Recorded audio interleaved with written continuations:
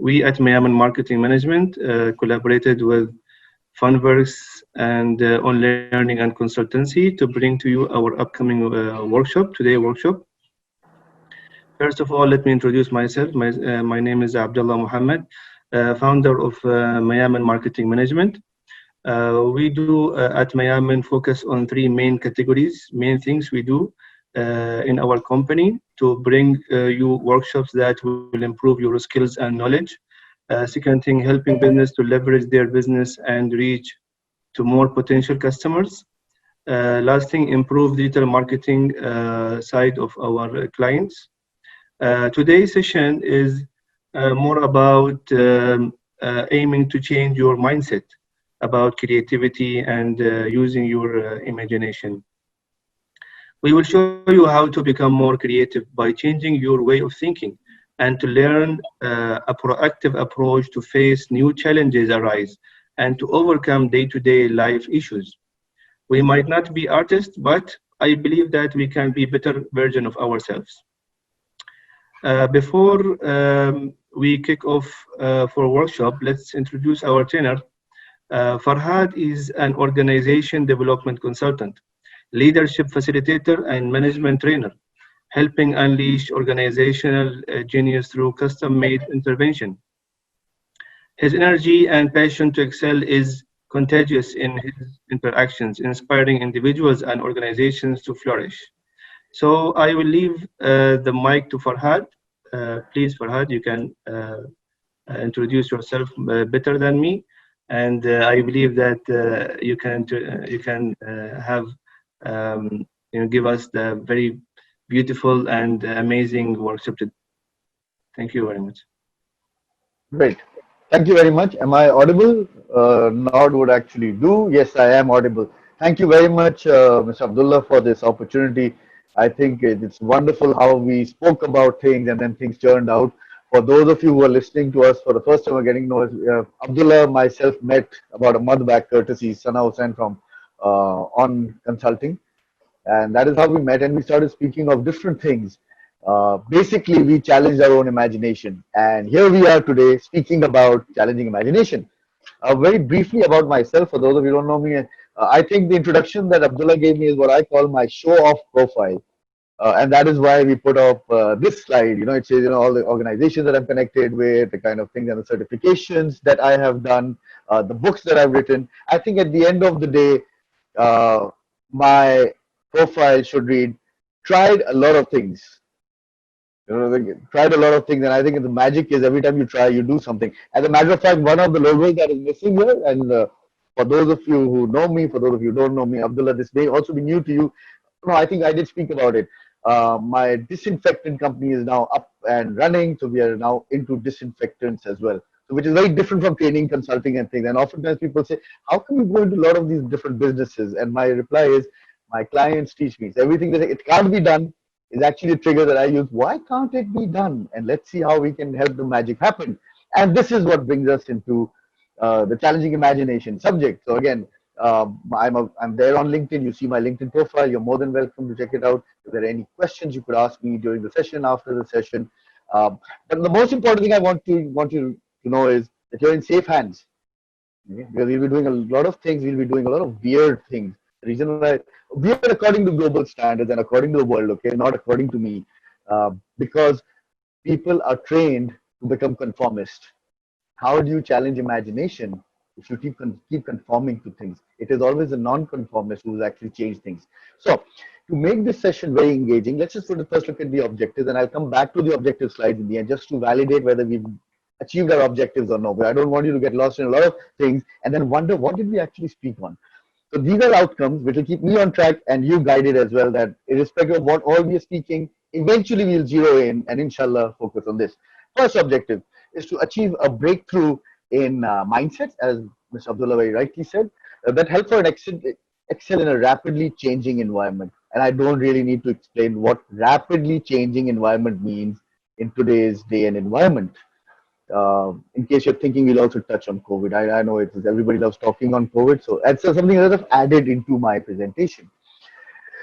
We will, inshallah, be speaking of language that you can use. So very positive, very powerful languages that you could use with your teams as well. So I'm going to share with you some insights, some tools, some concepts that you can use with your teams on a regular basis. We share insights, concepts, specifically with the intention of building, reinforcing, and sustaining. Because most of the time people feel that we attend programs like this, but we forget.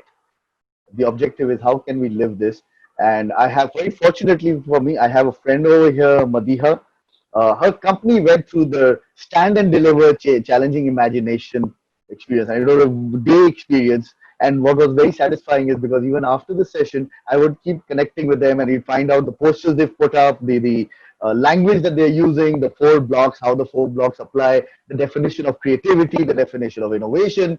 So I think I'm very convinced, by the way, that it's a very powerful program. We've done it for numerous global organizations like Pepsi Cola International, Fonterra. We have My Dubai who went through this recently last year. Elements of this we've done even with Emirates.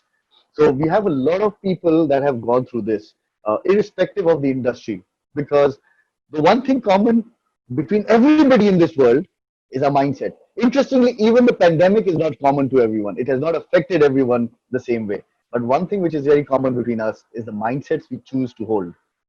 And this is why this program applies for organizations and individuals across the board. As long as you're human, works like magic.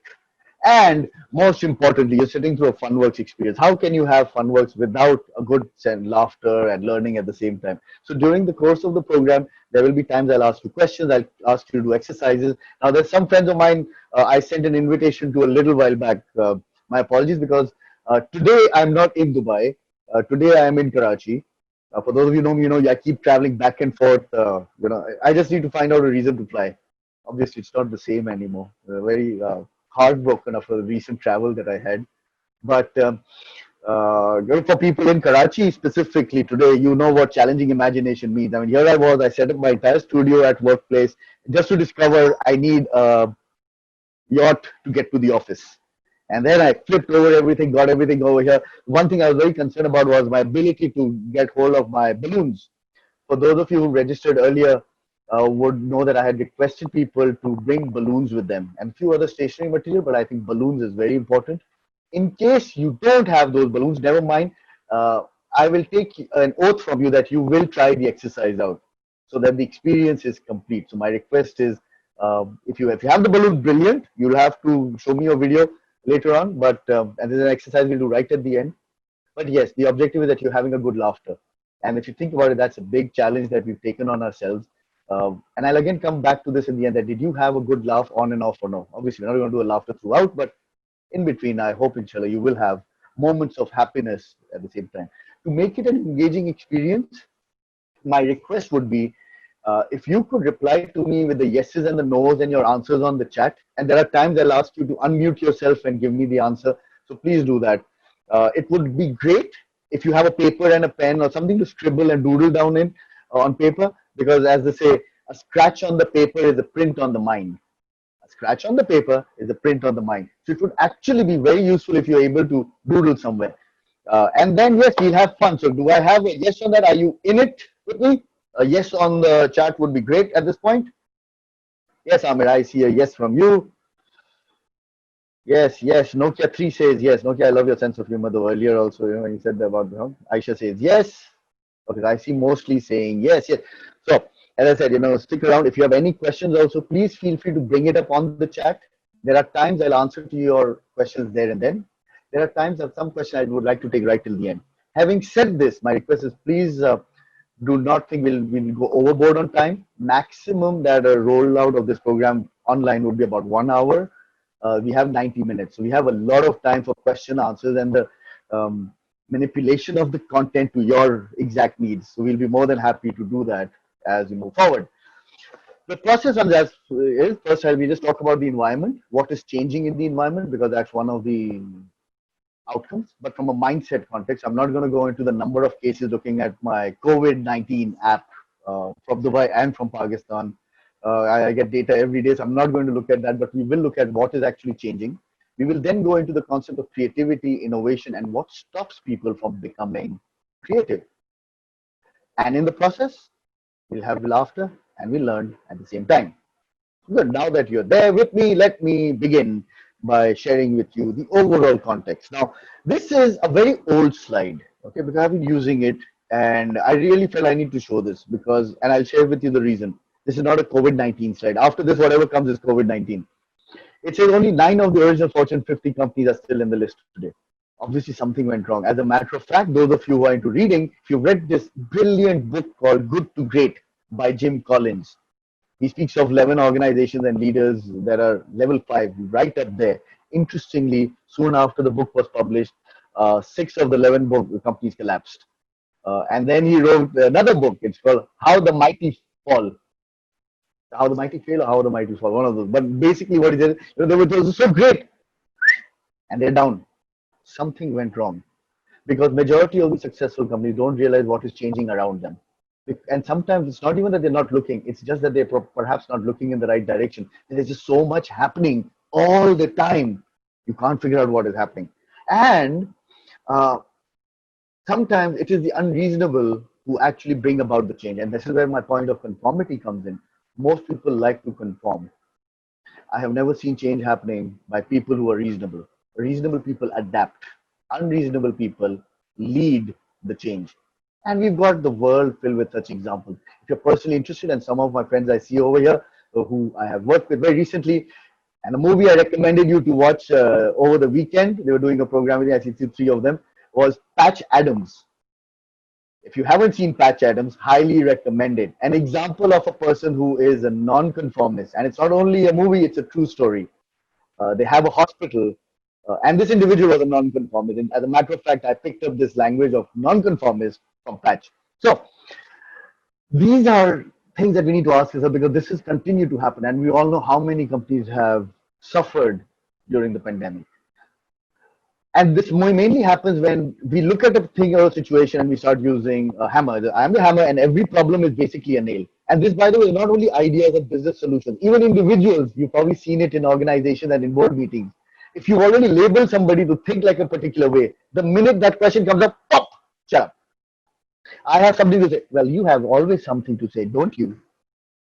Moral of the story being that if we don't challenge our own imagination, we'll keep on challenging the status quo, but perhaps not be able to do anything because challenging the status quo is very easy. Cribbing, complaining, whining, identifying the problems. But what do you do next? How do you come up with the solution that is derived, that is necessary to derive a solution that is derived of the value addition? And this is where the magic actually happens. So what's new in the COVID-19 era? Any comments on the chat would be great. So what's new in the COVID-19 era? What do you think is new? What is happening in the world? I just said a generic one. What do you think is happening? What is really new? What new skills are required in the COVID-19 era? We've got a lot of speakers speaking about it. Apparently, there's a lot of the new normal, work, Zoom, work from home. What kind of skills are required? Let's put it this way. What skills are required? Digital transformation is becoming permanent. Whoa, nice, nice, nice. What else? What kind of skills do we need? What skills do we need? Technology, yes, Madhya. Agility, yes, Sana. We need agility, we need this, we need better communication. Okay, 3, very nice. Skills, patience, clarity, self-preservation, empathy. Spot on. 2 things happening right now. A, I know you and I are connected. And B, your answers are spot on. This is what the new these are the kind of skills that the COVID-19 requires. But at the same time, if you're looking at a World Economic Forum list of skills required for the future, when they had no idea that there's a pandemic around the corner, even those lists were very, very, very, very, very, very, very, very similar. They had the same skills. So what does this tell us? Because while people like to be experts on COVID-19 and say, you know what, we're going to tell you what post-COVID is going to be like and what the skills are, the bottom line is, the only thing new is that there's a renewal of timeless leadership lessons. Look at the points that you've given to me. Skills, empathy, perseverance, clarity, adaptability, better communication, agility, change management, transformation. These are not new things. These are things we've been speaking for ages. Okay, the words may have changed. When I started off my career in '96, the buzzword was business process reengineering, restructuring, downsizing, right sizing in the name of hiring people. Eventually, and then the words kept on changing to change and transformation and differently change and transformation. Fast forward a little bit more, we are speaking on agility. Nice fancy words, because I often say consultants also need to make money, right? So they keep on giving us the new words. But the problem is, what does it require? Ranjit, you haven't seen my slide, right? Pandemic has given us work-life balance. If you have the discipline, yes, it has. Otherwise, people today also struggle. They just don't know when to switch off. Many of you may actually be feeling like that, because when the hashtag WFH, children don't understand that it's not off, it's actually work. And then you don't know when to shut off, because I have to be responsible. I have to earn my hard earned salary. So bosses expect us to be online. Yes, sometimes bosses expect us to be online 24/7. So there's a lot of things actually happening. And this is what I want to get into. COVID-19, while the people would like to think, conformists would like to think we need these new skills, the fact is we're speaking of timeless leadership principles that have been there for ages. We just never applied it. The speed, yes, has changed. So what has COVID-19 done? It has pressed foot firmly on the throat of mediocrity and accelerated.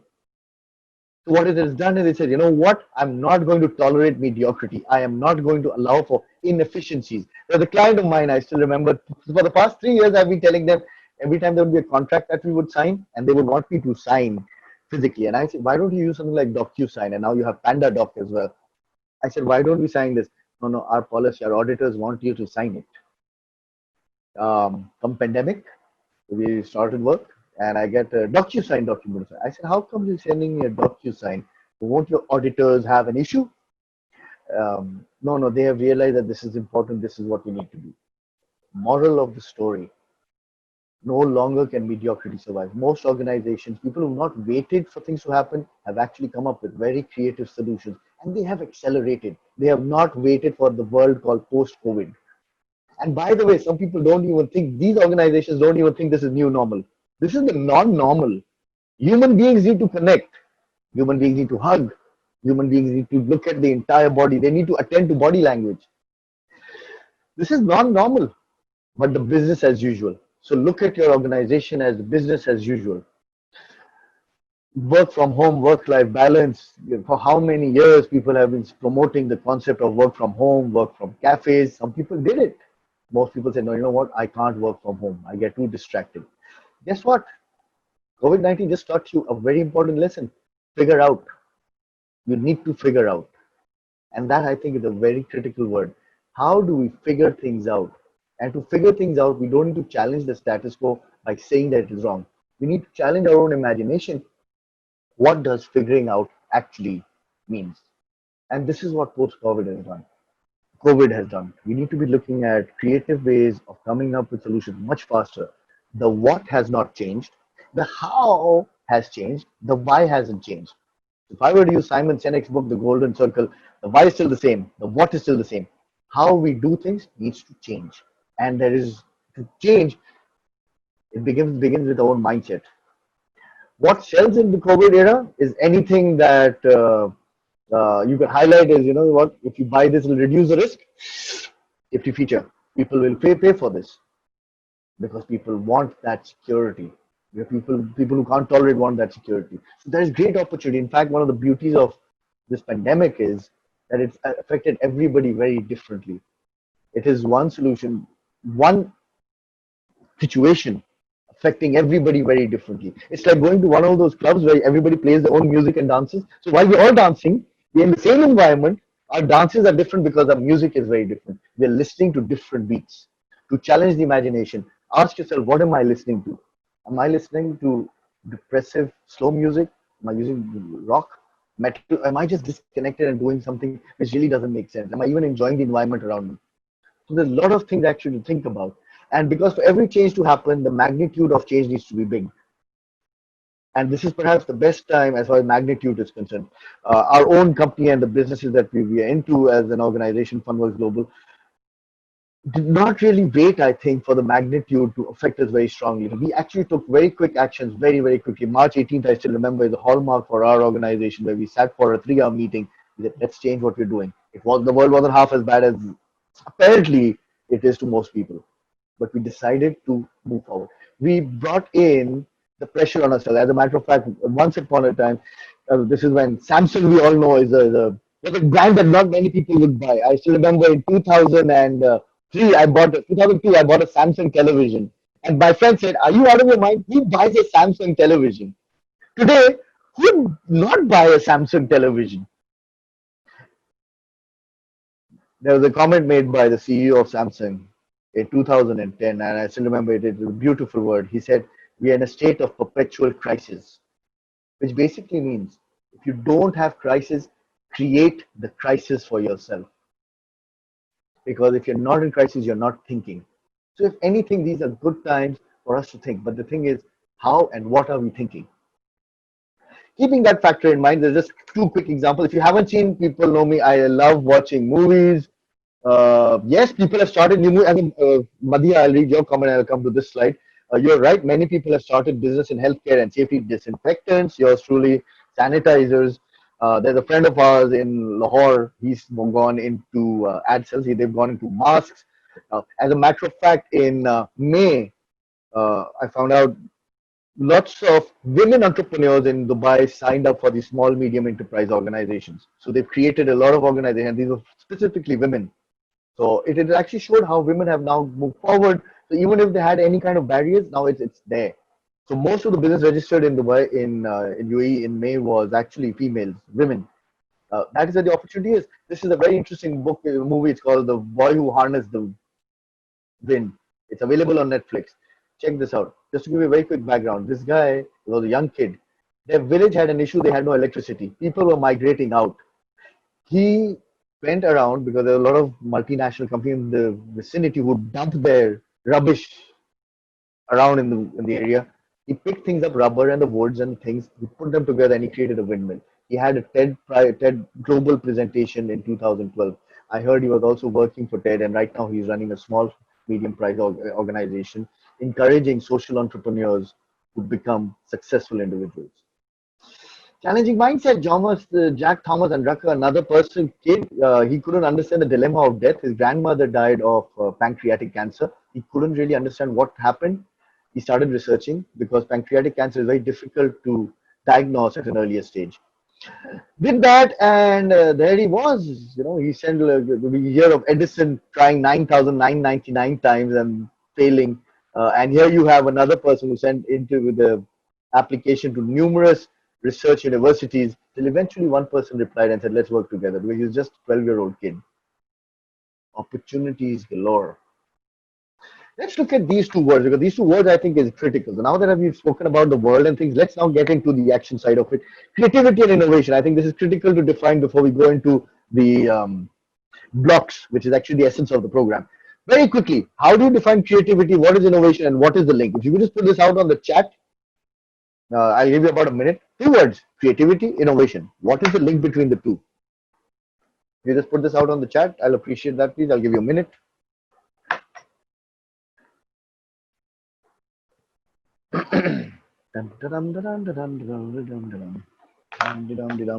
Difference between creativity and innovation. How is it different, and what is the link? Creativity and innovation. Just put this down. By the way, no cheating. Okay, I can't see if you're googling it or no. I don't want the right answer. I want what your answer is. Creativity is coming up with a unique idea. Innovation is achieving breakthrough by that. Interesting. Creativity is needed for innovation, innovative ideas to succeed. Spot on. Anyway, any other way of explaining it? I will not try it because you'll give us after some time. Yes, because I'll tell you the answer. Thank you, Abdullah. Yeah, because you and I just went through this a little while back. Madhi, I'll actually be open for answer from you, by the way, because you went through this. But your point is right. Creativity is thinking differently. Innovation is making something new and usable. You need creativity by using it. Any other one or two more answers, and I'll be good to move on. I'll share with you one of the most exciting, special, simplest definition of creativity and innovation, sharing the link with you as well. Without creativity, innovation will not be successful. Beautifully said, Aisha. There is actually a research that proves it. I'll touch on creativity is thinking new possibilities. Innovation is to make that happen. Great, thank you. I think this is great. Creativity from own mind, innovation based on, plagiarizing, stealing ideas, Abdul Rahim. Just kidding, okay? Because innovation based on surrounding requirements. Okay, creativity is you imagine. Blue ocean, creativity modify that blue ocean is called innovation. Beautifully said, Ranjit, because there's not a blue ocean side. I'll touch on it very briefly. I remember a long time back, 3-4 years back, you and I had a conversation on blue ocean. As a matter of fact, when we work on, Abdullah, you may find this interesting. When we work with organizations on blue ocean strategy, before they do the blue ocean strategy, which is the concept of going into the uncharted waters, we actually get them to do the challenging imagination. How can a mind that created this problem also the same mindset create the solution? So we take them into different. So here it is. Creativity happens when there is a sound in your mind. And this, by the way, is a lot of research that I've done, about 10 years of research, worked with a lot of organizations. This is the definition that is very my definition. You may not find it in books as a definition. Even if they use this word, they'll probably have a lot of story around it. So I'm going to, oh yes, my another good friend, I'm going to creativity is input, innovation is output. Brilliant. Creativity is when, let me ask you a question. Who came up with the law of gravity? Who came up with the law of gravity? His name begins with an N, just in case you're thinking I forgot the answer, which I did, but it just came to my mind again. Newton, brilliant. Newton came up with his law of gravity. How did he come up with it? You probably heard the story. The story is that, he was sitting peacefully and then he was sitting beneath an apple tree. The apple fell down.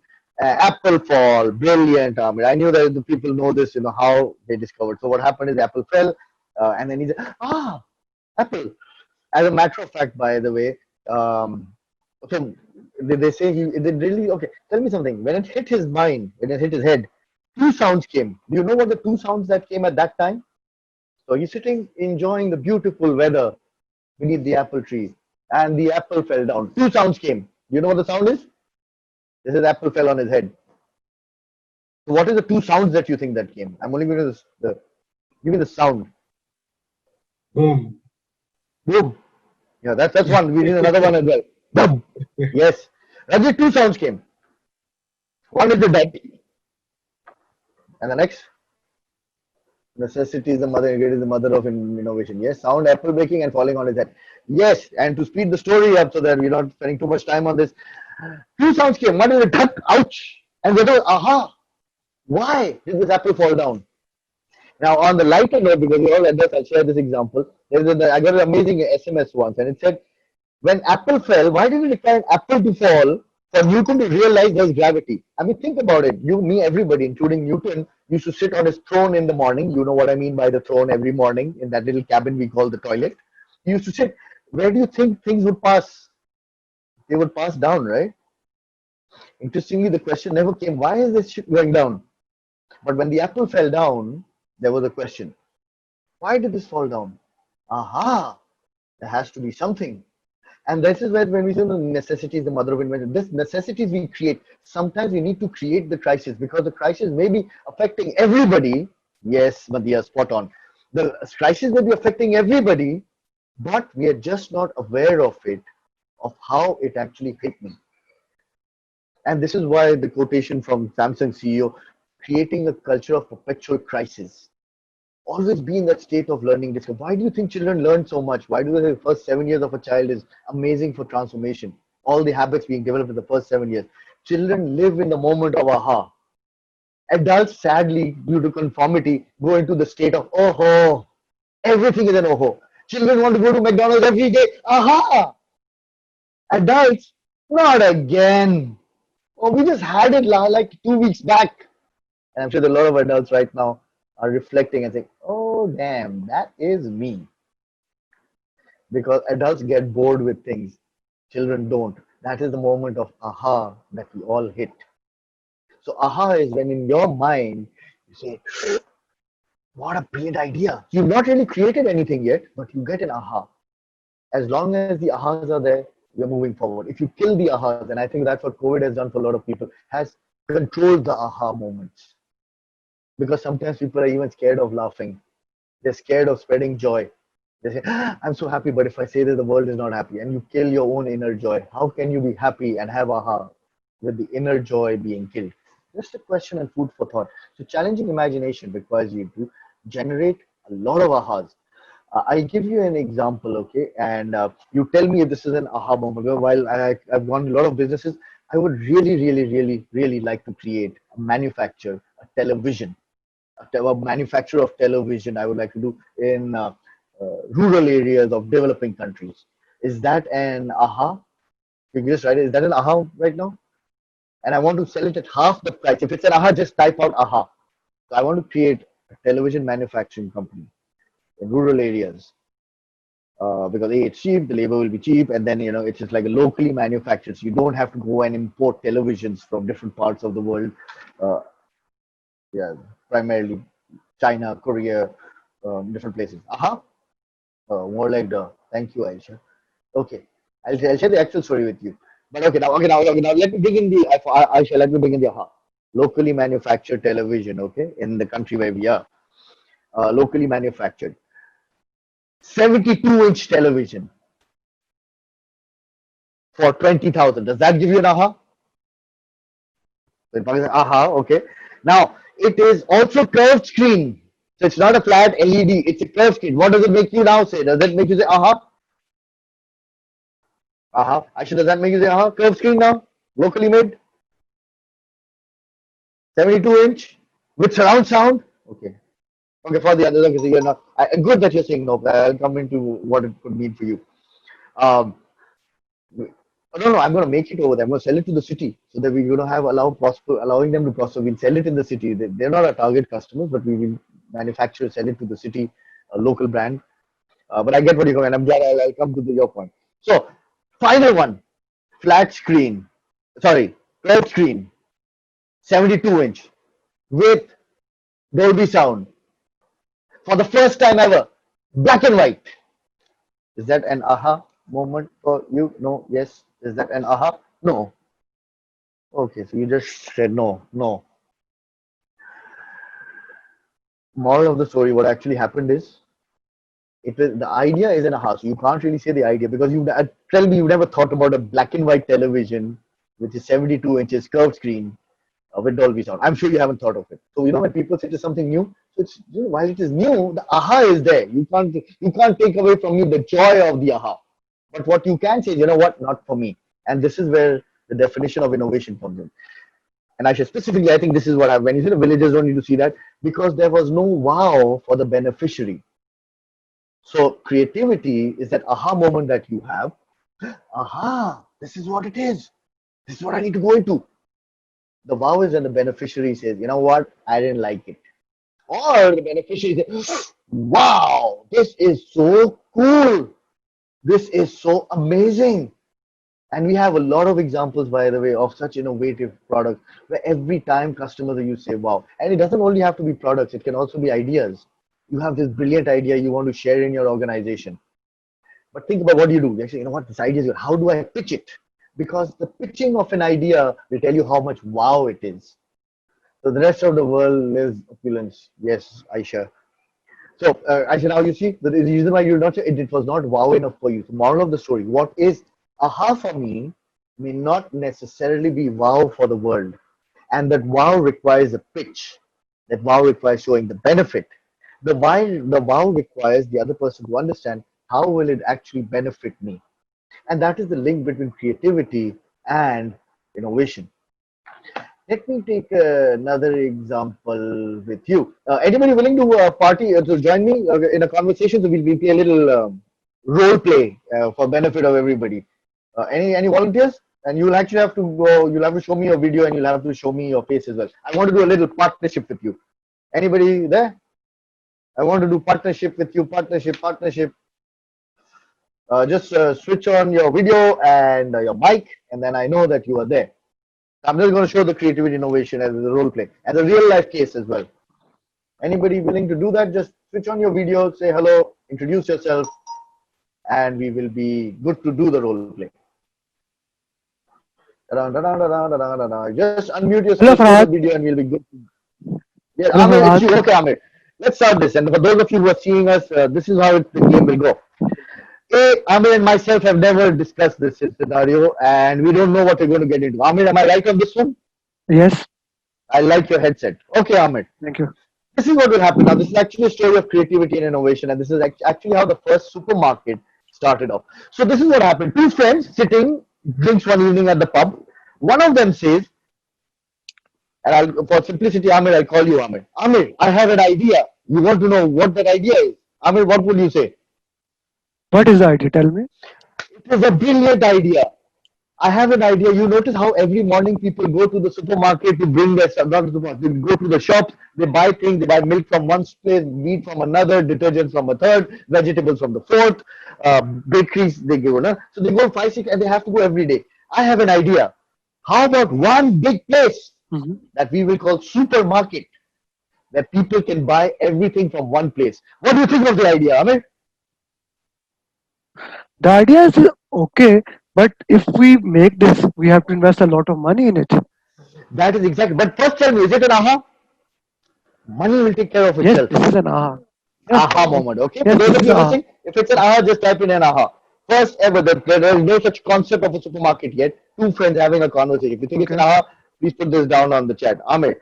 But as always happens with every entrepreneur, they have great ideas, but they don't have the money. Never mind, I have lots of friends. Amir, you have lots of friends. So what Amir Okay. does is he goes to his friends. 6 months, double your money. I go to my friends. 6 months, double your money. We bring in all the money. Two partners. Take the picture next to the road with time bomb type cameras. We go, so boom, two friends.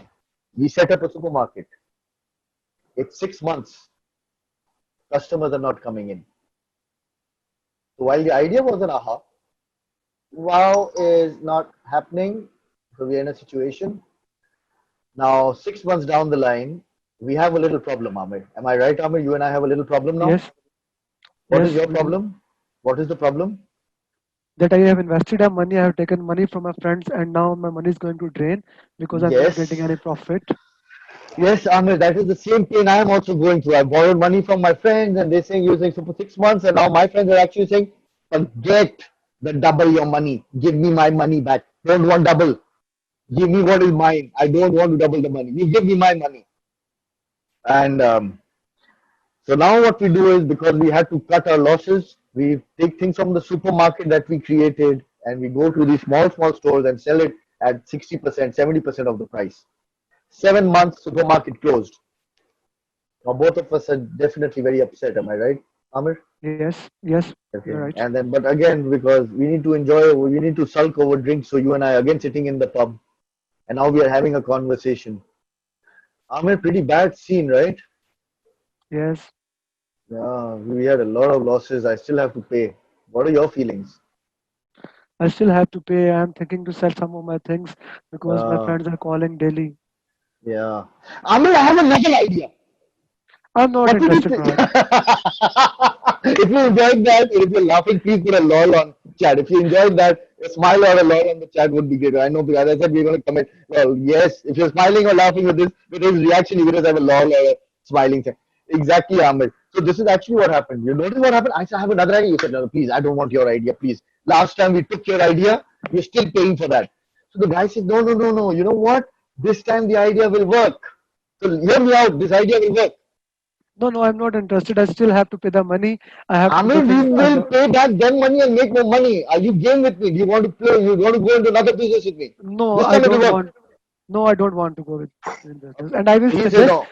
you get a job and give back all the money. Stop this idea. Okay, this hold on to it. This is also a block that I go into. You notice his reaction is very natural human reaction. Remember the conformist? Get a job and pay off your debts. How often have startup entrepreneurs heard this? I'm sure, Amir, you're also an entrepreneur. You've also heard this a number of times, Yes, right? When 100%. people say, you know what, get back to work. So what Yes, Farhad. happens is this: the reactive story is just like he reacted was a very natural reaction. So the story is that when he found out, so the friend actually he said, no, no, listen to the idea, and the friend said, okay, tell me the idea. So he says, let's start the supermarket again. That night, these guys fought in the pub. They had a warfare in the pub, punching, breaking bottles, throwing the table around because they said, you're an idiot. You don't learn from your mistakes. That's what we've always been taught. We learn from our mistakes. You don't learn from your mistake. How can you? You know, now my anyway. The friendship broke off. The other friend who came up with the idea now went to another set of friends and said, you know what? 6 months money double, and he started it. From that day to today, supermarkets have become part of our life. Moral of the story over here being creativity is the aha. Innovation is how the other person sees. Sometimes the timing can be out. That does not mean that the idea is bad. It is just that the timing is little off. Sometimes you come up with ideas ahead of time. sometimes before time. My idea of a 70-inch black and white TV was perhaps way out of time. The same idea in 1947 would have been a wow. Aha, maybe. But today you did not see an aha. Why? Because times have changed. Similarly, supermarket, when it was launched, was not an aha. The time it came a little ahead of time. So things need to come on time. Microsoft came up with tablets much before Apple did. But the market just wasn't ready. That doesn't mean that the product or the aha was bad. And this is the first thing I would like everybody to understand. There's a difference in aha and the wow. Don't kill your aha just because the world did not say wow. How you pitched may be off, maybe the timing is wrong, but always appreciate your ahas. So with that, thank you very much, Amir, for participation. We could all give him a loud round of applause. And don't worry, even if nobody can hear you. In the spirit of appreciation, my request to everybody would be, do give him a loud round of applause. Amir, thank you very much for partnering and being my friend in this. So you could Thank also you, Faz. clap using an emoji if that's what you would like to use. So this is what creativity and innovation is. The moral of the story being you need to have ahas in order to come with good wow. According to research, Aisha, this is what you had said. A lot of ideas lead to innovation. According to research, you need to have, on an average, and I'm using my language, you need to have, thank you, Aisha, for clapping for Amir. You need to have 60 ahas, 60 ahas, that means a laundry list of 60 ideas for one to be converted into a wow. And I was fortunate enough to be working with Unilever way back in 2001 on a similar concept where we would focus on the idea generation part. Sadly, what people, you, me, most of us, what we do is sitting in a meeting, we would contribute 2 to 3 ideas and think, you know what? I did my stuff. I'm the cool one. I gave 3 ideas. So if somebody says, can I have more ideas? I just gave 3 ideas. I would like others to also to contribute. 3 ideas, and you expect that to be a wow? You need to have 60 ahas, of which 20% need to be so weird that it makes you laugh when you go into the final selection. 60 ahas with 20% pure crap will give you one wow for sure. That's the ratio. And 20% means 12 ideas that are ridiculous. That you know what, this is just not there. But the sad part is people go into criticizing and critiquing an idea before even you've come up with the 60 ahas. Because there are 4 blocks that stop us. And these are 4 blocks which are my favorite. Madhya, even if you've done the stand and deliver of this one, slight different examples, but as I said earlier, these blocks remain the same. Let me share with you somebody who's actually broken through a lot of first block. And they're just different examples. For those, because I see a lot of people from Southeast Asia today. So if you're from Southeast Asia, you know the game I'm speaking of. I'm speaking of cricket. This person that you see in front of you changed the way cricket was played. For those of you into cricket, and I'll just briefly touch on it, and then I'll go to another sport as well. This gentleman was somebody at one point in time, now there's the Pakistani, before the Sri Lankan, had the record for the fastest 50 runs in fewest number of balls. When they started, him and his co-partner in cricket, at that time nobody played cricket like that. The general frame of the routine methodology was 50 over match. Each over is 6 balls. For those of you who don't know, 50 over match. People would go striking on home run, so to speak, in the last 10 overs. Last 60 balls, they would go for a strike, hit about 100. This guy and his partner, the Sri Lankan team, they flipped the game over. In the first 60 balls, they started going for 100 and then slowed the pace down. It was crazy. Nobody believed what was happening. They said, how do you play like this? They had an aha. And then they implement. This is before the 2020s and the restrictions on the field and everything happened. Another very good example of this is Muhammad Ali. Anyone of you interested in boxing, not necessarily doing boxing or punching somebody, but interested in boxing per se as a sport? Yes would be nice. Anyone of you interested in boxing?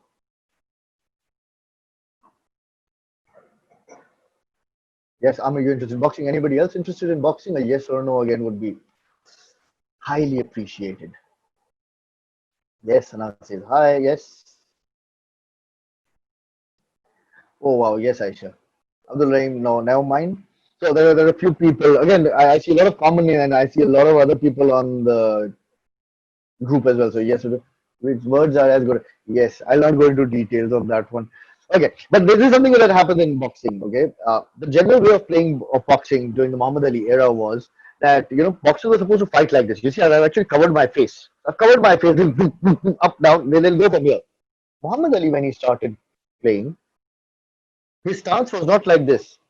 He used to keep his hand near his chest area. He kept it, and everyone said, "This is not how you do boxing.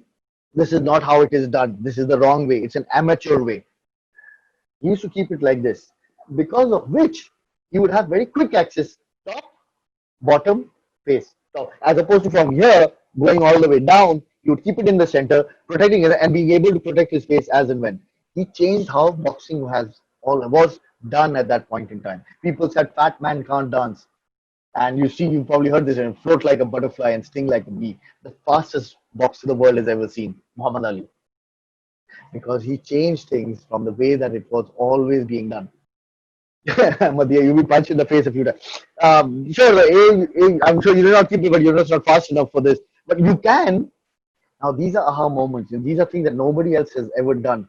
And this is what is the first block to an aha.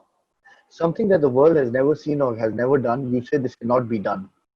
I'm still surprised when people say in the COVID era and during the pandemic, oh no, but we don't do it like that. We've never done it like that. I said, have you ever been affected by pandemic? Has your world ever been like this? Has your customer ever purchased this like this? Has your customer experience has ever been the same as it is now? Was there ever such level of digitization?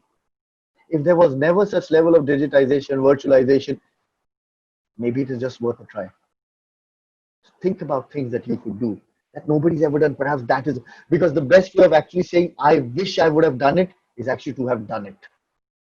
So the best way of actually avoiding saying, I wish I would have done it, is to have actually done it.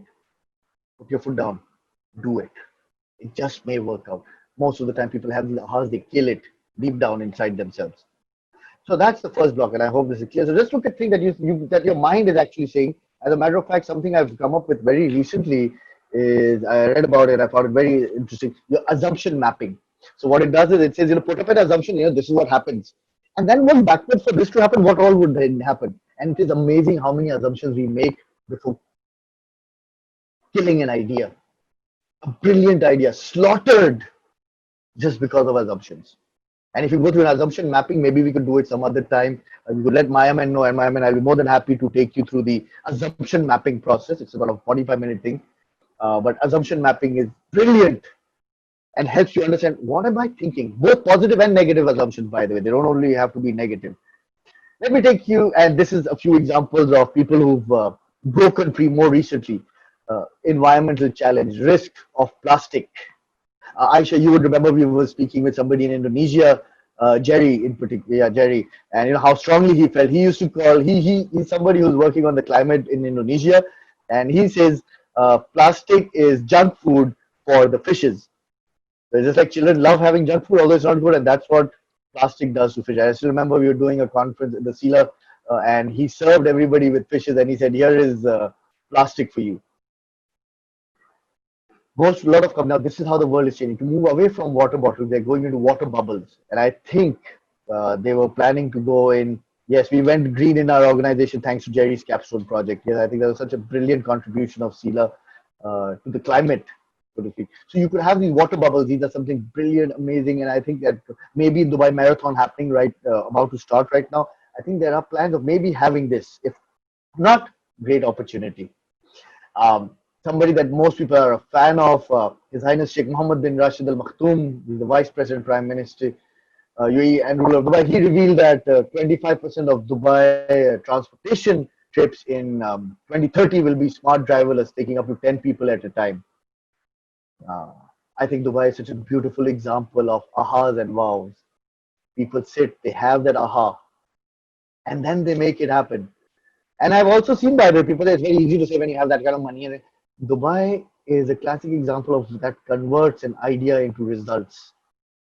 The sheer commitment of making it happen, the clarity, the commitment, the courage, all coming together very compassionately to make things happen. And if you think about it, Singapore has this great desire to be the world's #1 most innovative country.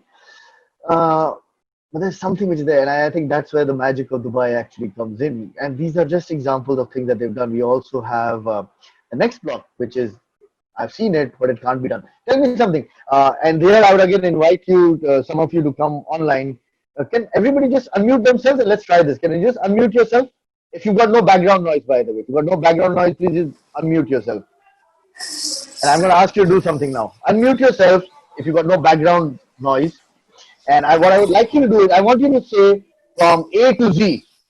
Okay, A, B, C, D, E, F, G, H, I, J, K, L, M, N, O, P, Q, R, S, U, V, W, X, Y, Z. Okay, that's just everybody say it together. Even if you're a little back and forth, never mind. Let's just say it. I'm going to take you through the cultural block in about a minute. I'll take you through the cultural block through an experience. Let's start. A, B, A, A, B, B, C, C, D, C, E, F, D, G, E, H, F, I, G, J, H, K, I, L, J, M, N, K, O, L, P, M, N, Q, O, R, P, S, Q, T, R, U, S, V, T, W, U, X, V, Y, W, Z. X, Y, Z. D, F, D. G, U, V, W, X, Y, Z. brilliant. For everybody who did it, Linda, I didn't hear you. Ranjit, I did not hear you. Linda, I didn't hear you. But I am pretty sure you must actually be thinking, what a childish activity this is. Obviously, I know how to do from A to Z, especially when I'm living in this world. Here's the challenge. You phone learn किया था how it is. I want you to go reverse order, yes, which is Z, Y, X, W, V, U, T, S, R, Q, P, O, N, M, L, K, J, I, H, G, F, E, D, C, B, A. And I don't have it written down on my screen. Anybody wants to take a stab at that one? Z, Y, X, W, V, U, T, S, R, Q, Z, P, O. Y, I X, said, U, V, W, X. would Z, you Y, want to try? X, You were U, the V. fastest to complete A to Z. You want to try the Z to A? Z, Y, X, V, U. V, U, very good. Okay. Okay, I'll tell you what happened. Now, this is an example of a cultural block. A cultural block, for those of you listening. I know this is a weird exercise, but I said, I committed laughter and learning with you. Cultural block is something that you have seen, you know, you are aware of, but you think you can't do it or it's just not right. So there's nothing new. For example, the perceptual block is the world hasn't seen it and you want to try it out. Cultural block is you've seen it, you know about it, but you're just not willing to accept it. This is where all the change management principles and resistance to change and stress management and how your neuro analysis work, all of that fits into this. Why do you believe in karma? That's a long story. As I said, again, when you go into a 2 3 day stand and deliver, then we can get an opportunity to go explore more into this. But cultural block is this. I'll give you an example. This is what they're doing with water in some countries. Okay. So the water hydrant is used actually for water. So they're taking, even if you have plastic bottles, they'll encourage you to use this. Now, this is an idea I've shared with a few companies in different parts of the world. The immediate reaction, you know what, it can't happen. So it is not something new. Water bubbles may be new for some people. This is not new. This is happening. But yet you tell people and they say, you know what, this can't happen. I'm pretty sure your keyboard looks something like this. Am I right? If it's a yes, you can just type in a yes. My guess is your keyboard looks something like this. This is all, what we all call the QWERTY keyboard. Yes. Your keyboard, my keyboard, everybody's keyboard looks like this. It's something that we mastered all the years. How many of you have heard of the Dvorak keyboard? The Dvorak keyboard, you've heard of that? No? Okay. In 1970s, they came up with this keyboard. How? My Samsung phone, we have it. This is the Dvorak keyboard that was introduced in 1970s. The reason why it was introduced, they discovered while the QWERTY was good for the typewriter, as we moved into the keyboards late into the 70s, as the world was getting into keyboards, they found this was actually much more user friendly, much more faster to type than a typewriter typing. So this was much more faster. Ergonomically, this was much more convenient than the QWERTY keyboard, where you actually have to use a lot of these first three fingers, have a lot to do, and then this finger has to jump from left to right, on and off. And research has actually proven that Dvorak keyboard is actually much faster. Yet, whenever people have tried to introduce, this keyboard has failed. Interestingly enough, it has failed not because of logic, it has failed because of habits. It has failed because of cultural block that people have. You know what? No, no, no. I still feel that QWERTY keyboard is faster. If you master this, you'll be as good as just, for example, you're using a left hand or a right hand. If I ask you now to sign with your right hand or the dominant hand, and if I ask you to sign with your other hand, you will find it difficult. But doing it over a period of 3 months, you would have almost mastered it. But people just don't want to go through it. They have an aha. It's a great idea. They've seen it happening in different parts of the world. Seen it happening in different cities. They've seen it happening in different businesses. You know what? Can't happen where I am. Yes, actually, you've used it. Very few people I've come across who've actually even heard about it. So, and it's a it's a very friendly keyboard. But again, same thing. We get so used to doing our own stuff that we forget, and that's what conformity does to us. That's what challenging the imagination is. Such a true one. We just don't know because we're stuck in habits. It's like A to Z and Z to A. It's not that you can't say from Z to A, but it's just too difficult to break free from the habit of A to Z. Watermelons is another favorite Liberty example. bookshop. Okay, yeah, yeah. I mean, you need to go mute, please. Um, this one, if you notice, is square watermelon. Just to give you an idea, that some years back, 14, 15 years back, I was speaking to a friend of mine who was into agriculture, and we were discussing watermelons and the pros and the cons and the things. And cutting the long story short, um, in Japan, you have this because Japan there's a lot of shortage of space, so they have square watermelons, which are not genetically engineered seeds, but when the watermelon reaches a particular size, they put it into the wooden box that you see on the screen so that it grows in the shape of a square. So you slice it off, so your entire watermelon is not wasted and it is very um, space efficient when you're storing it. I discussed this. I was discussing with a friend of mine. I said, you know what, you could do this. After a lot of back and forth, and no, no, can't happen, can't happen, can't happen. Me showing it, doing research, showing it to him how it's done in Japan. His closure was, you know what, and I'm making a comment that was made by him not being a racist or stereotyping. His comment was, "Oh, actually, you know what? Japanese people maybe they can't finish the whole thing. We are a very healthy people. We will have the full thing." All of the story, he just did not want to come out of his so-called comfort zone where our cultural blocks reside. So as I said, cultural blocks are amazing. We all stuck in it in all different ways and forms. Let me take you through the third block. So we've spoken of the perceptual block, we've spoken of the cultural block. Perceptual is something I've never seen, cultural is I've seen it, but it can't happen. This is one of the most common blocks that you see, emotional block. Emotional block is what if it doesn't happen? What if it fails? What if people laugh? What if I can't do it? What if people don't understand it? What if I'm asked to do it? Just because I floated the idea, what if I'm being asked to do it as well? He said, "Well, can you share a few examples of emotional blocks? Would be really great. Either yours or things that you've heard. Give me examples of emotional block, please." Yes, Aisha, people raised in patriarchal society have huge cultural blocks. Significant. As a matter of fact, yeah, most societies are coming from a patriarchal society. Yes, so in my example of emotional block, and we're doing very good on time, so I think we will be open for question answers in the next 10 minutes. We should be done. My parents won't approve of a big emotional block. Yes, that's a big one. Anybody else? You just share emotional block. Emotional blocks are inner feelings, of what if it fails, what if we don't understand. Give me examples of emotional blocks, things that cause anxiety.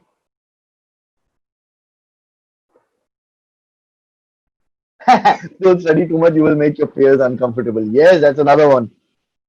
Making people uncomfortable. Anyway, in the interest of time, I'll just move on. Emotional block is a collection of this, and most of the time, the ideas fail because there are emotional blocks. Sometimes it's not your emotional block, but cultural block is somebody else putting their emotional block into you, which is, I am that father. I'm saying, you know what? Don't do it. Don't mention how much you earn. You will get another of. Yes, people will then realize, oh, how much you make. The fear of people not liking your ideas is what Sana says, or see the potential in it that we do. Yes, there's a constant fear of people will take your ideas. Mahin, you are saying it in private, but you can always come out in the open. You are a female, and female can't do this. Cultural blocks blended. Somebody else's cultural block feeding into your emotional block. Now that's very interesting. I really like this comment. So somebody else's cultural block goes into your emotional block, which again proves that same situation affecting people differently. Anytime one feels responsible, how others feel. Yes. Now, if you notice, I did not tell you how to break the perceptual block. Nobody's done it. Do it. Make a plan. Make a feasibility. Do it. Cultural block. If somebody else can do it, maybe you can figure it out. See how you make it happen. Maybe there are assumptions that you're making. Maybe you need to learn new skills. Maybe you need to expand your comfort zone. For emotional block, I have a very significant. This is something that my coach taught me long time back. And this is best explained through this picture. This is called the doorknob fear. So this is known as the doorknob fear. I still remember I learned this way back in 2001. And from that day to today, it worked like magic for me in almost all situations. Let me write that down for you as well. Doorknob fear. So, not doorknob. You see, even computers can sometimes go crazy. Doorknob fear. Doorknob fear says most of us are holding on to the doorknob saying, I wish, should I should not. Can I do it? I can't. I want to do it, but people are saying no. How many of you have had a wish like this? You know what? I need to do it. I don't need to do it. Maybe I should. Maybe I shouldn't. If you have a wish like this, just a yes would do. You know, maybe kind of a situation. Maybe I should. Maybe I shouldn't. What should I do? If you have that, yes.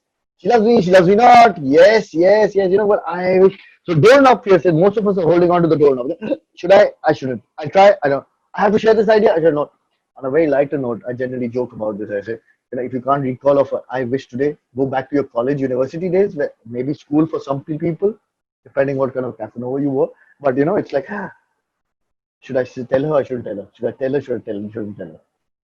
And you're stuck with that. The school, college, university days.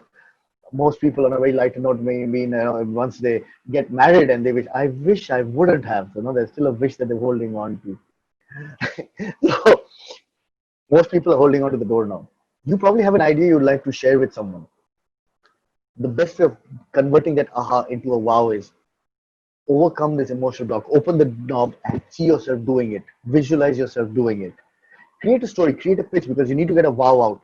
But don't keep on holding on to the doorknob. Most people in life are busy holding on to the doorknob, thinking, should I not? Should I not?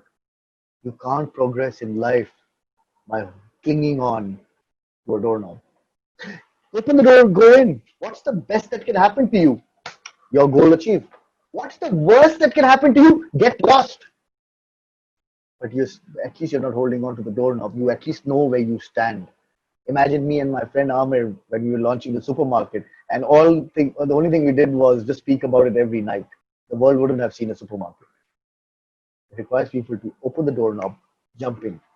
My coach used to speak of doorknob, and then he used to he picked up something from Dan Sullivan, the great success coach, and he taught me this very interesting tool that you see on the screen. He says SW times 4. It says some will, if you want to write this down, some won't, so what, someone's waiting. And I really find this as a mantra for my life. It says some will, some won't, so what, someone's waiting. So just because you have an idea does not mean everybody will say yes. Some will say yes, some won't say yes. So what? It is your aha. It is your imagination. So what? Someone's waiting. Amir didn't buy into the supermarket experience with me. Somebody else would at some point in time. If it is an aha, one day it will sell. Just the timing may be off. As I said, Microsoft came up with tablets way before Apple did. The timing just wasn't right. The timing comes right and you do it. So some will, some won't. So what? Someone's waiting. The mantra for breaking your emotional block. The last one is actually my favorite. Any one of you got balloons now? We have requested people who are joining us to have balloons with them. Anybody has balloons? Anybody balloon? Yes or no? Ahmed, you have balloon? Oh, very good, Ahmed. I love you. You notice how amazing the people are also scared to say I love you? That's an emotional block, by the way. Okay, you have a balloon. Who has balloons? Okay, so please do it later. Okay, this is how it actually functions. I'm going to ask you a question. I have a balloon and I'm blowing it in front of you so that you don't feel this is cheating. Wow, reasonable size, huh? Reasonable size. I'm thinking. I think it pretty much covers my face. I don't know about my hair, which has been growing courtesy lockdown. But yeah, quick question. A quick yes or no would help. I have a balloon. I have a needle. What would happen if I put the needle in the balloon? What would happen? Quickly. Pop. Boom. Anybody else? Madhya, you would remember the paper exercise we did. Yes. Okay, now if everybody says it will pop, is it necessary that it will pop? Is it necessary it will burst? No, Abdul Rahim says no, it's not necessary. You see, the immediate reply was driven out of a block. It might just whistle. Yes. This is known as the intellectual and expressive block. This is where you come up with great ideas. You know, when you have great ideas, but when logic, research, and data says why an idea will actually fail. I had the good fortune of working with Mountain Dew when it was being launched in Pakistan in 2004. This product had earlier launched and did not do so well in the 1990s. And I was fortunate enough, as I said, to be part of the relaunch experience. And I still remember one of the greatest challenges that we faced was convincing the salespeople that, listen, this product will do good this time. Because they had good data. They said, you know what, this product has failed. I still remember one person said, you give me an example of any product that has been failed and relaunched within a decade, and fly. Why would Mountain Dew fly? Well, the only thing that I could tell this gentleman at that time was, challenge imagination. It just may work out. And those of you who heard, I think it's a case study in Saudi Arabia. They invited people from Pakistan to explain why did and how did Mountain Dew become such a success. The seventh largest market in the world for them. People actually, people who were unaware actually were telling Pepsi, you know what, Mountain Dew is your competition. This is how big the brand actually became because they challenged the imagination. This exercise that I'm giving to you is very simple. When I say the immediate answer is it will pop, but there are different ways of putting the needle through this. You know, you can put it through here, it won't pop. Over here also it may not pop. I'm going to go right at the top and I'm going to experience it. Let me see. And I don't know what will happen. Okay, if you're using this, if you have a needle also, this is something I was requested for people who are registered that you have it. I'm going to try it, see if it goes in. Okay. Sometimes it does, sometimes it doesn't. My face shows my emotional block, by the way. There, go. Okay, I'm going to speed it up now. I'm going to be a little rough with this one. Let's see if I can put it through. But yeah, you know what? You could actually make it happen. It's just how you do it peacefully. Give it time. Understand? I'm not giving it time now, okay? I'm just going to go very good. The reason why I enjoy doing it because you're also doing it and I'm also doing it and I don't think many people have it with them right now. So it is actually more... Made it! Voila! Here you go. The needle in the balloon. It did not pop. This did not pop. What about your army? Did it pop? Do you have a needle? What is this you're using? That's... Okay. Yeah, we didn't need to come up with a kid, but you know, thankfully I did it. So if you've not done, and by the way, on internet on YouTube, you'll probably find people put basically this was tea. Okay, I did not put anything. Fresh needle, fresh balloon, possible. See the immediate reaction you gave. Immediate reaction, impossible. It'll pop. But if you put your mind to it, this is where sometimes research data can sometimes be challenged. Because if you think about it, sometimes research data is that what they would call in corporate lingo, lagging indicator. It's not a leading indicator. Lagging indicators are things that are connected to the past and tell you what happened in the past. But the past is no guarantee for the future. More so in today's day and age. There is no such thing left right now for history and learning from history. Unless and those timeless leadership principles that we spoke of. So these were the 4 blocks that stop you from challenging your imagination. If you can break free from these, you have a plethora of ahas. Everybody gets ahas. At different times they get ahas. So the 4 blocks I just want to remember. You have an aha, to convert into wow, you need a pitch. 4 blocks, perceptual, something that has never been done. People assume it can never be done. It cannot be done. Cultural block, they can do it, I can't. They are entitled, we aren't. So anything that stops you taking action based on examples of others. Emotional block, just that inner feeling. And feeling, by the way, according to Google, is irrational. There is no logic in the feelings. Question them, think about it. And intellectual block, sometimes there's a lot of message in the intellectual data and research facts as well. Had Steve Jobs looked at research, he wouldn't have come up with the iPod. The pricing they came up with was 10 times higher than what the research said they would be able to sell the product in. They sold it. People who drive the industry and move forward and are able to lead in the world, not by adapting, but by creating. And that is why you need to challenge imagination. So perhaps this is the perfect time to do some of the things you've been putting off. Think about it, put it into action, break free. And remember, your aha does not need to be the world's wow, but don't kill your own aha. It is an idea. So I've come to the end and I am committed. I hope you were able to identify and look at the mindset that is required to help in a rapidly changing environment. Necessary language, the aha, the wow, the 4 blocks, perceptual, cultural, emotional, intellectual. as concepts, as tools that you can use. The door knob fear, the SW times 4, these are all examples of languages. And I also hope somewhere something made you laugh and you had a good, pleasurable, and enjoyable learning experience. But remember, it's still not finished till you do this. Just a disclaimer, a caution. Please do not leave the needle hanging inside. If it bursts, it's going to fly out, which could be dangerous. So my request is what you've done with the exercise, take it out, keep it somewhere safe and away from children, so that you don't blame me eventually. You know what this guy told us in challenging imagination. I'll have to break a lot of legal blocks that way. So with that, thank you very much. I enjoyed it thoroughly. Thank you very much to Mayamen Marketing Management. I thoroughly enjoyed it. I look forward to more of such opportunities. For those of us those who are listening, we may also be exploring a storytelling technique. That's another 1 hour. That's another experience altogether. It's based on an ebook that I've put together. So that's what we're looking at. Closing remarks with this, and then I'll hand it back over to Mr. Abdullah. There's a quotation by Abraham Lincoln. He says, "The dogmas of the quiet past are inadequate to the stormy present. The occasion is piled high with difficulty, and we must rise with the occasion. As our case is new, so we must think anew and act anew." Thank you very much, and over to you, Abdullah. Thank you very much, Farhad, for this amazing workshop. We can start having some questions from our audience if they have any questions. Then we can also close after that. Anyone Sure has a thing. question, he can ask in the chat, or he can switch on the video and give it to us same time. I see Abdul Rahim has a question, so I'll answer that. Abdul Rahim, your question: in which block shall we learn from experiences past? That's a very insightful question, Abdul Rahim, and I think it'll benefit everybody. So thank you for bringing this question up.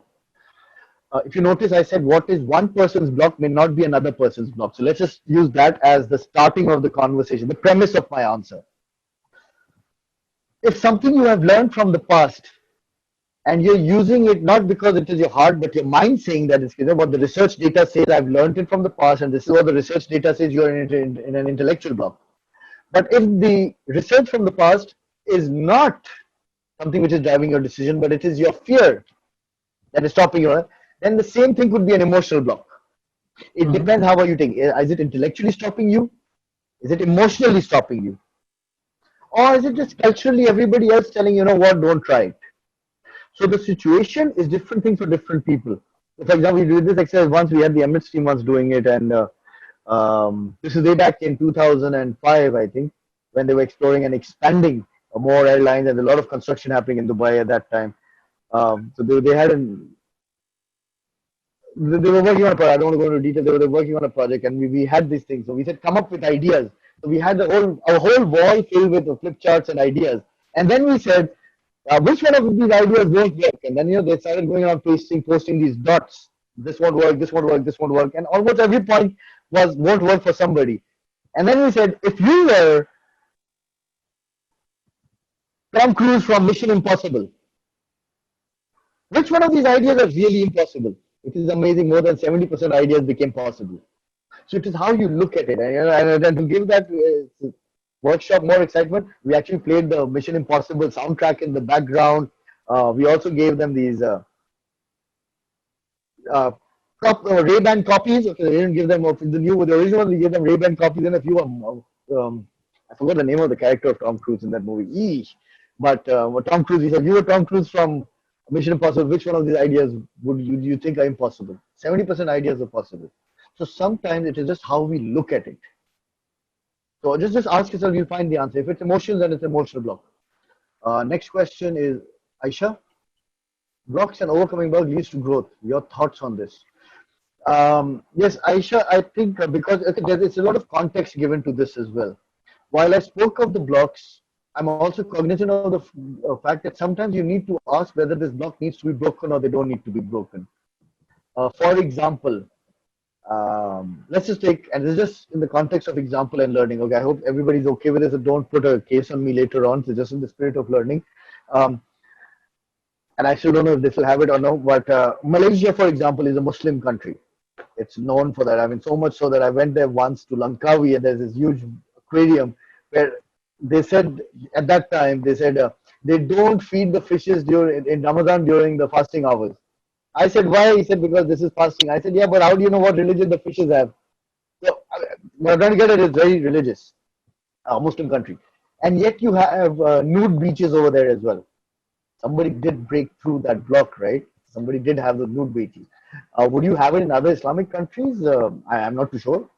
I don't think so because there's a block. Should you break that block? Up to you. I don't know. It's up to you. But the block, it is sometimes good to just understand the block. Uh, yeah, so I think I just shared an example of a block that you may not wish to break.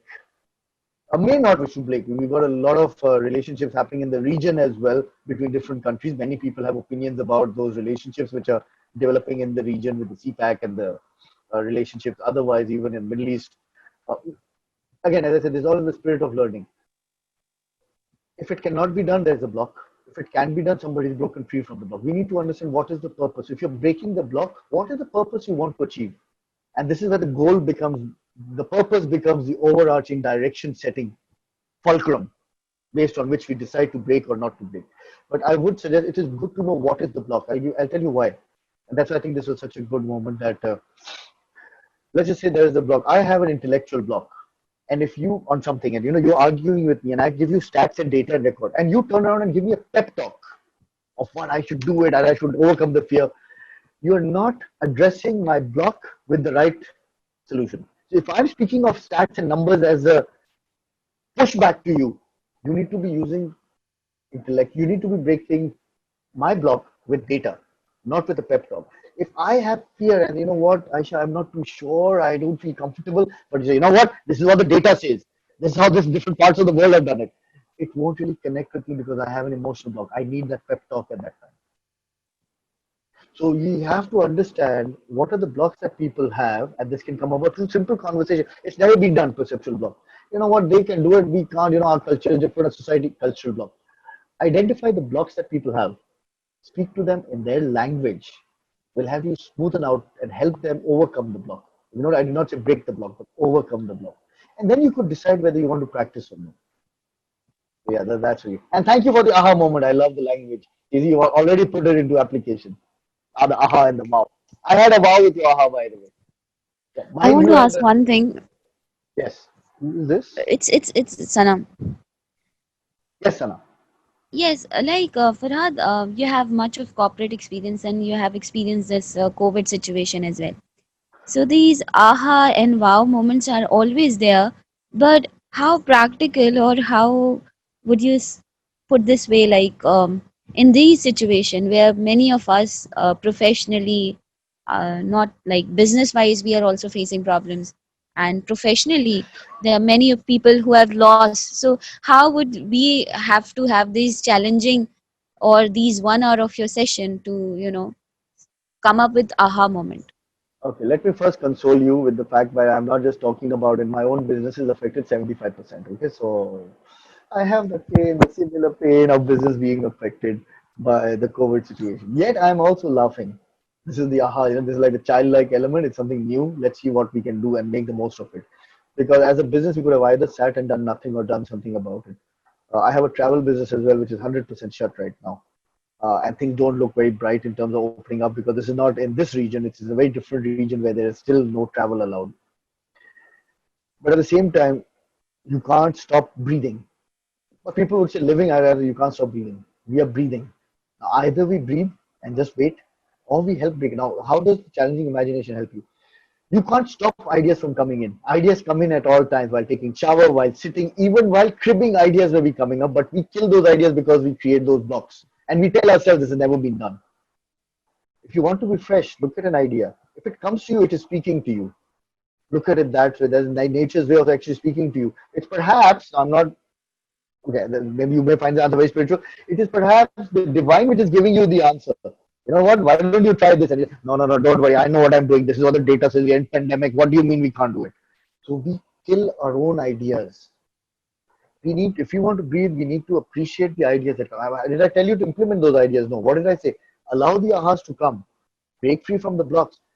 Make a strategy. Make the right pitch because if it is not a wow, it will fail. A lot of companies have failed because they fail to convert an aha into, or A, they were probably just brain dead, so did not even allow the aha, or they had an aha, but they did not pitch it right. Most people don't pitch it right. If you pitch it right, you'll be able to generate the wow. And we do it all the time, not only corporate, selling an idea, going out for convincing your family member to go out for a dinner to a particular restaurant requires an wow. It's an aha, and how you create that story is an aha, and I'm pretty sure most of you have done that. Mine, you had Well your said. hand up. Very well said. Thank you. So yeah, thank you for the question. Mine, you want to add, bring this question up? Where is this? Also, we had Mahin. She wanted to ask question. Hello. Yeah. Farhad, Yes, fine. I can hear you. I just wanted to ask the last thing when you popped the balloon and it didn't pop. So does it happen the human mind starts wondering why it didn't and gets, starts evolving around that thing, why it didn't? What was the consequence of how it didn't? Does it happen? Yes, it happens because Instead your of probably mind is thinking. concentrating, Yes. Go ahead. Go ahead. so how to deal with that? So how to deal with that instead of going further, move forward? I mean, my mind started wondering how, why it didn't, what was the possibility. Yes, that's a very good question. You have a very Newton mind that way. Because when the apple fell down, why did the apple fall down? So you did exactly that, and I think it's a good thing. It's the human mind would actually think. But now this is where your positive mindset or the negative mindset plays in. The positive mindset, how did it Oh, happen? There has to be something. Let me try it out. Let me experience. That's a positive mindset. The negative mindset, why did it blow? I must have done some cheating. Maybe this is not any. Maybe it wasn't even a balloon. I thought maybe where you were blowing the balloon, maybe you've put the pin from that side. I just started thinking that way. Good, but then you said, as I said, you haven't muted my, at least you started thinking. Most people are brain dead, they wouldn't even focus on where did the balloon go. I don't care. Let do whatever you want. These are brain dead people that I just spoke to Sana about. And there are some people who would actually think, but they won't do anything about it. So they'll have an aha and I'll forget it. It's just not possible. They probably put the balloon, that's why he cheated. But if you're looking for a solution moving forward, you will come up with an idea. It's a good question. I mean, as I said, that's what Newton's question was. Why did the apple fall down? But he did not say, you know what? Maybe there was some cheating. Maybe the ghost came and threw it. Maybe somebody hit me. Somebody doesn't like me. He didn't have that negative conversation, probably. But I don't. I'm not. I wasn't there with him. But interestingly, the actual story was he wasn't. The apple didn't even hit his head. The actual story is that he was sitting near an apple tree, beneath an apple tree, the apple, and he was admiring the moon. Mahin. Mahin stands for moon, right? Ma is moon, right? Interesting. No, So he was. no. That's a different Ma. Okay. So he was admiring the moon, and the apple fell down on the foreground. So it distracted his view, and that is why the question. So he was admiring the moon when on the foreground the apple fell down, and that is the question. Why did it fall down? Why didn't the balloon burst? Best way of doing it is doing it yourself. And Hmm. now imagine how many balloons in your environment are not bursting, but you think that they'll burst. How many balloons around you think are going to burst, but they just won't. Many business opportunities that people around us are feeling, they just may not burst if you think about it. And there is always a way. And if you believe in a way, it'll come to you. Maybe not first time, maybe not second time, but you have to make it happen. As a matter of fact, for those of you interested, people generally, the conformists would like to read and say how entrepreneurs are risk takers. However, the contrary to this, the real research says that entrepreneurs are not research takers. There's a company called the Breakthrough Company, and they've done a research on this, and they've actually found out entrepreneurs are not risk takers. They don't like taking risks because they've got limited funds in their hand. They want to make it happen with what they have. They go into business to make money, not to destroy the money. But you speak to anyone, oh, he's a risk taker, he's an entrepreneur. Crap. Excuse my friends, that's bullshit. Entrepreneurs don't take risks. But they experiment and do move forward and do things with a lot of courage and clarity. That's another story we could talk about it maybe some other time. But I'd like to leave with this thought in mind. Entrepreneurs don't take risks, they mitigate the risk. You do this? Risk is doing job for years. Yeah, that's nice. Yes, they have highly calculated risk, Shoaib. Question: blocks and overcoming blocks leads to growth. So I've answered this. Removing a block sometimes leads to the rediscovery of many other blocks that needs to be dealt with before. Yes, definitely, Aisha. So there is actually, once you start working on it, you discover probably there are many, many others as well. Because you and I know each other as well, I could actually share with you. Um, maybe sometime we meet because there's a particular handout that I keep on using. So sometimes you have a block and you use another block till you actually zero it. And oh, so that is the real problem maker. And those problem makers are generally experiences from the past or what somebody else may have said. So I'm not even listening to my own soundtrack, but I'm dancing to life. You go to this? Children, the problem have got as they grow.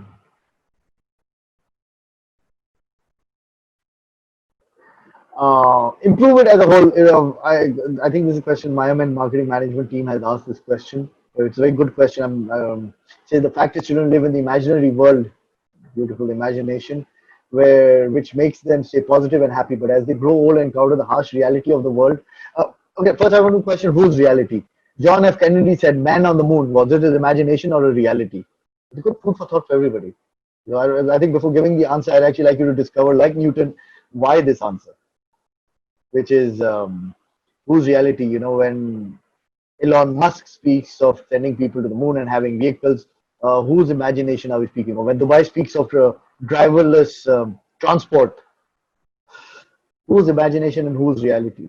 So they're all very, very different. Somebody's reality. These are all barriers we've created in our own mind just to make ourselves comfortable. In the interest of time, suffice it to say it to that extent. Improve it as a whole. I think before improving it as a whole, let's connect to somebody who's very close to home, which is you, me, myself, my family. Am I breaking those blocks? Am I having a good laugh with family? Forget everything else. If people have fear of laughing out loud. What to change the world when we have fear of laughing out loud? To use the word love in relationships, people have fear of clicking love on Facebook and LinkedIn. That's a barrier. Before changing it starts with baby steps, right? So that's what children do. Terminal walk, little fall, little fall, little fall. Suddenly, 3 steps at a time. So life breaking blocks is like terminal block. You have to do it every day, little little. So don't burden yourself with step number 10. Start with step number 1. Break some blocks at family. Even within your families, your family has your one way of looking at you. You maybe should change that. It's a good start. Yeah, so that's what it is. Good questions, great questions. I think these questions are already challenging imagination.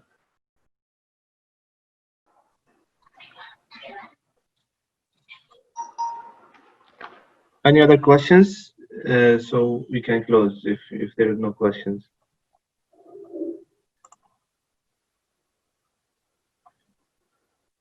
Thank you very much for everyone. And if you have any more questions, you can send it to us, and we can share it with you if it's possible. Thank you very much for attending this workshop, and hope to see you in our upcoming workshops. Maybe we will have a storytelling workshop or mind mapping with Farhad. And be safe. Don't stay home too much. You can go out if you can. Enjoy your life, enjoy your imagination, and thank you very much again. Thank you very much. Thank you very much. Thank you, Mayamen, for the opportunity, and thank you, Sana, for making it happen as well. Thank you. Thank you Part of so the much, online Farhad, community. for giving us such a valuable time of yours. And thank you, Abdullah, for being there Most for us. And you did a pretty good job while hosting this whole workshop. And thank you, all the participants. It's pleasure to be with all of you. Thank you so much.